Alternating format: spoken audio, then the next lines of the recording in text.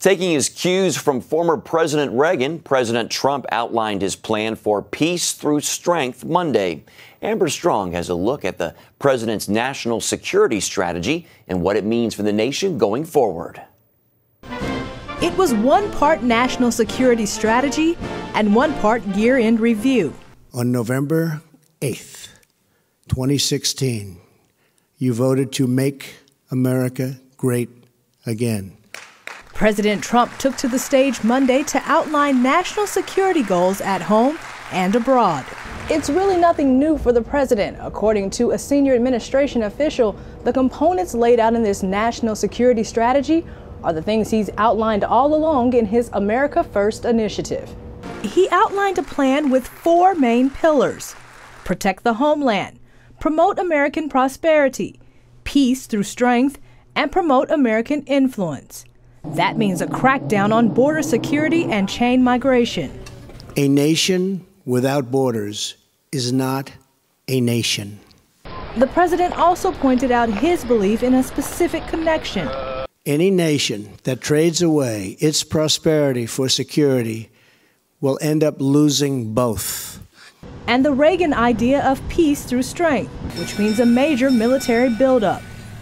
The plan drew quick praise from House Speaker Paul Ryan, who said, "This strategy places the correct emphasis on confronting our adversaries, bolstering our defenses, and working with our allies to promote peace, security, and democracy." The president says a focus on home doesn't mean ignoring threats abroad, specifically North Korea and Iran. To counter Iran and block its path to a nuclear weapon, I sanctioned the Islamic Revolutionary Guard Corps for its support of terrorism, and I declined to certify the Iran deal. The strategy lists jihadist terrorists in Iran as major threats to security in the Middle East. That's something CBN News Middle East Bureau Chief Chris Mitchell says is pivotal to peace in that region. So I think one of the things Trump is going to do is say this is something that is in the interest of the United States national security, that Iran's influence be stopped, lest it be a threat to the whole region and especially to Israel. And what about countries like Russia? The document condemns it as a revisionist power seeking to upset the status quo. Trump's relationship with President Vladimir Putin has been a point of criticism. The president spoke with the Russian leader twice in the last week. The second call came from Putin, offering his thanks for the CIA's help in preventing a terror attack. They were able to apprehend these terrorists before the event with no loss of life, and that's a great thing, and the way it's supposed to work. Now, according to a senior administration official, that tip to Russia is part of a larger strategy to promote cooperation when there is a shared interest. Amber Strong, CBN News at the White House. The Trump administration says North Korea is to blame for a computer hack that affected hundreds of thousands of computers worldwide in May. Writing in the Wall Street Journal, Homeland Security Advisor Tom Bossert said Pyongyang was directly responsible for the WannaCry ransomware attack.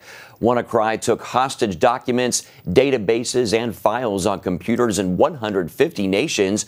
Most notably, it disabled parts of Britain's National Health Service. Bossert said evidence confirmed by the UK government and Microsoft points to North Korea. He said the rogue nation will be held accountable for the attack. A federal judge has ordered the Trump administration to allow 2 pregnant teens staying in a Health and Human Services shelter to get abortions. The unaccompanied minors were detained while entering the country. U.S. District Judge Tanya Chutkan ruled the administration can't keep the 17-year-olds from their, quote, right to an abortion. The Trump administration changed an Obama-era policy that allowed pregnant minors detained while entering the country to end their pregnancies. An HHS official said the agency's facilities, quote, should not be supporting abortion services, but giving life-affirming options counseling. The United States used its veto power this week at the United Nations. This after the UN Security Council approved a measure designed to reverse President Donald Trump's decision to recognize Jerusalem as the capital of Israel. The 14 other countries on the council, including America's staunch ally, the United Kingdom, supported the resolution that was sponsored by Egypt.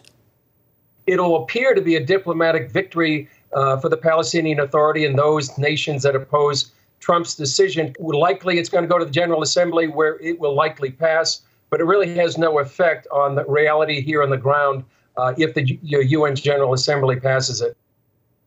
Trump reversed decades of U.S. policy earlier this month with his decision, a move that generated outrage in the Islamic world. For the first time, a multi-faith delegation from the Muslim nation of Bahrain visited Israel. The visit took months to plan, and the members came at their own personal risk. But as Chris Mitchell reports from Jerusalem, they came to celebrate with the Jewish people during one of their most meaningful celebrations of the year, Hanukkah. We have 8 nights because they found only one little cruse of oil that was spiritually pure.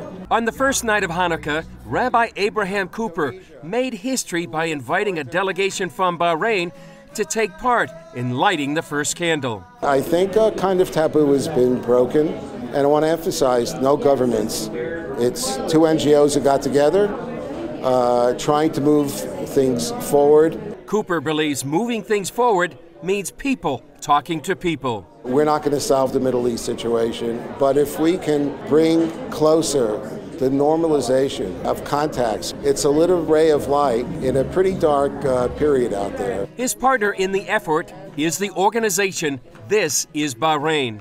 Our message here is one of peaceful coexistence. We want to share with the world, and let's be honest, the world can be a very dark place. And at the moment, many people are finding themselves living in fear of extremism, radicalization, terrorists. Israel's Channel 2 reported on the visit when evangelical leader Johnny Moore led the delegation on a tour of Jerusalem's Old City. I took them to the Church of the Holy Sepulchre, and we talked about the Jesus that I love, the world that we're living in, and what could happen if we all started talking to one another and showing that actually faith, it's not the problem, it's the answer. The visit follows the release earlier this year of the Bahrain Declaration. The Kingdom of Bahrain Declaration is a very powerful and beautiful document calling for religious tolerance and religious freedom for all people of all faiths all over the world. Still, the delegation met fierce criticism as Hezbollah leader Hassan Nasrallah called for them to be stoned.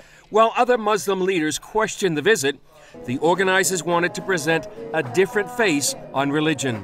I feel very strongly that people of faith, the faith leaders, who unfortunately, religion these days is as much of the problem as it is the solution. But these are people who feel a sense of responsibility to try to take back the momentum. Moore defends the dialogue and feels it's a new day for the Middle East. There are people who believe that you cannot be committed to the gospel and to traditional Christian theology and have meaningful relationships or dialogue with Muslims or anybody else. And actually, there weren't any Christians when Jesus was teaching. The only people he had to work with and had to teach to were the people in the society that he was in. And he would connect his parables to their life and to their experiences. And I think this is what's happening. Chris Mitchell, CBN News, Jerusalem.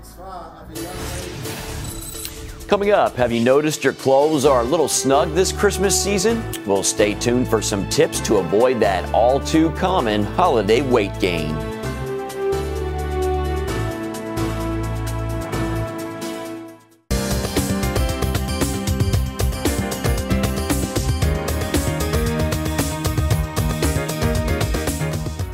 Welcome back. You may have noticed your clothes fitting a bit tighter than usual. Most people do pack on the pounds at Christmas time, but our health reporter Lori Johnson shows us some tips to avoid that all too common holiday weight gain. Those delicious goodies we love this time of year carry a price. The average American gains about 8 to 10 pounds from Thanksgiving until New Year's. Ideally, come January, we'll lose them, but all too often that just doesn't happen. So dietitian Kelly Freno shares tips on how to avoid gaining in the first place, starting with strategies for food-laden get-togethers. Some things we can do is make sure we're choosing healthy foods. So making sure that we enjoy lean sources of meat like turkey, ham, and salmon, making half of our plates non-starchy vegetables. Also, choose smaller portions. Eat slowly and no seconds. The best way to avoid overdoing it at your holiday gathering is to eat something healthy and filling beforehand, like a handful of nuts, a hard-boiled egg, or a salad. Drink plenty of water before and during the event. Cautious though on the high sugary beverages, so careful on the eggnog. Also watch out for our alcohol intake. One 5-ounce glass of wine has 120 calories. If you have 2 or 3 of those throughout the evening, those calories really add up quickly. Make time to exercise. It not only burns those extra calories, it also acts as a stress reliever, minimizing your temptation to stress eat. It's hard to eat healthy when people twist your arm with words like, "Come on, it's the holidays," or "I made this myself just for you." But don't give in to peer pressure. Kind of preparing yourself with a healthy, happy, no thank you, or the dish looks great, but I'm full, it's been a delight. So learning how to politely say no can be very engaging during a holiday party without being overbearing or insulting. Finally, weigh yourself every day. Research shows this reality check helps you minimize your weight gain. Lori Johnson, CBN News. Up next, see how one Christian fashion designer is leaving his stamp in the fashion industry when we return.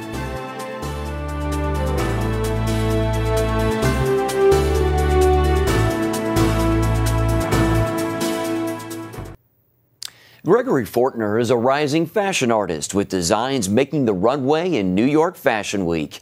Ephraim Graham recently sat down with him in Studio 5.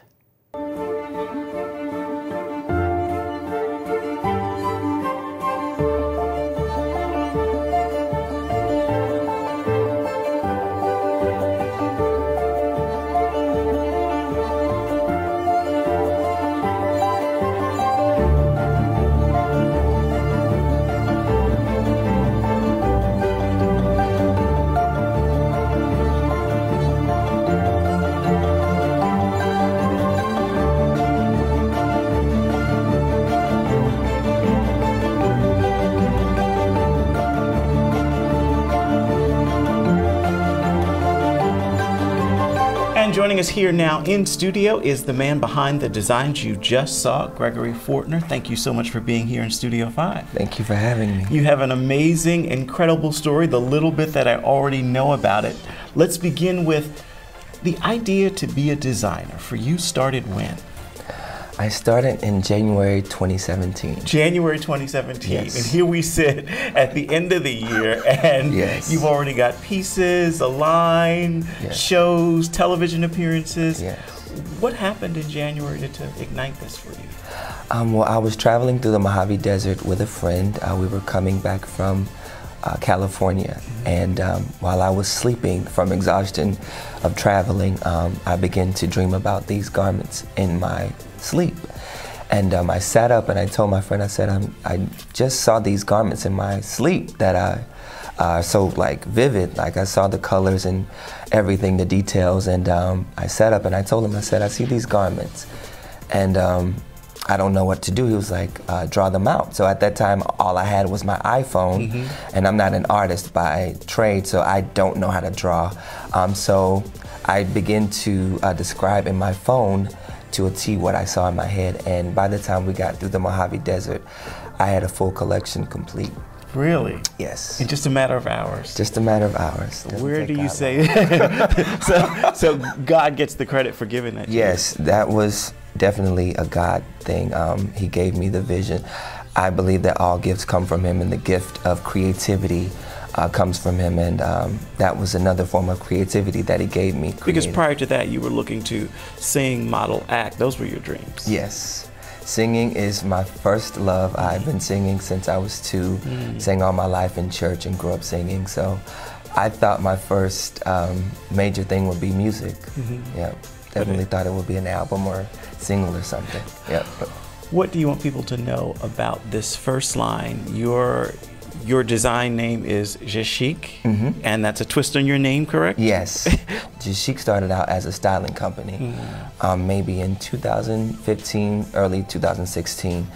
I wanted to do a name play, so Je is an abbreviation for Gregory, which is my first name, and I thought it was by chance that I selected G-E, chic, and come to find out I was doing research one night, and GE in Chinese means style. So before I knew the significance of the name, God gave me the name, and what I thought was a styling company was actually an entire clothing brand. Wow. Yes.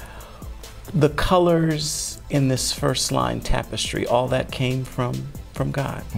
And he told you to name it Tapestry. Yes. Why? Tapestry speaks to my life holistically. Romans 8:28 talks about how he allows all things to work together for our good, good and bad. All the pieces that we sometimes discard as painful, traumatic, hurting, he takes all those pieces and he weaves them together, much like a tapestry. You flip it over on one side and you see all these pieces that are various colors and sizes and shapes, and you flip it over on the other side and there's this complete holistic picture. And that's what God did with my life, and Tapestry speaks to my life more than the line. The line is a byproduct of my life where I am now, how God has taken everything that I've gone through and woven it together to bring me to this place. On the back of that tapestry, you see singer, you see writer, you see fashion designer, then you flip it over, and it's this one cohesive piece. That is the life of Gregory Fortner. Tell me about some of the pieces in this line. You can give me a couple. The very first piece that I created was the shadow shirt. And the silhouette of the shirt is transparent sides, and the body of the shirt is darker and has a cross collar. And the aesthetic of Jashik is it's masculine wear with touches of femininity. So you have the strong structured looks, and then you may have embellished collars with Swarovski crystals on the stones. You know, touches here and there, blending the style, because men appreciate sophistication. You know, men appreciate opulence, and that's what Jashik is about. This is Jashik? This is Jashik. Yes, this is the Brandon blazer, and these are the Till Thing trousers. This was a creation that I created in the Mojave Desert. Awesome. So for people who want to get the product, men who want to buy Jashik, where can they get it? JashikLuxwear.com is the website. You can also follow me on Instagram. IG handle is JashikLuxwear. You can go there and order anything from the coming collection. Beautiful. Yes. Thank you so much. Thank you for having me. Honor. Great to have a Christian there in the fashion industry. Well, thanks for staying with CBN Newswatch. Much more to come. We'll be right back. Operation Blessing is helping meet the medical needs of impoverished communities in Peru by training locals to become health workers. Frida lives in the community of San Jose, and like many in her community, she would have to travel great distances to receive just basic medical care. Then Operation Blessing's Community Health Worker Training Program stepped in, providing Frida with the knowledge and tools to help her community. Along with training her to be a health worker, Operation Blessing also provided Frida with a medical kit filled with medicine, vitamins, and essential tools. Now Frida is an on-call 24/7 to her community, an on-call health worker. That's great. Operation Blessing, not just putting a Band-Aid on things. Well, that's it for now on CBN Newswatch, and you can find more of our exclusive coverage of the issues you care about most at cbnnews.com. And tell us what you think about the stories you've seen here, and you can do that by emailing newswatch@cbn.com. Thanks again for watching. Have a great day.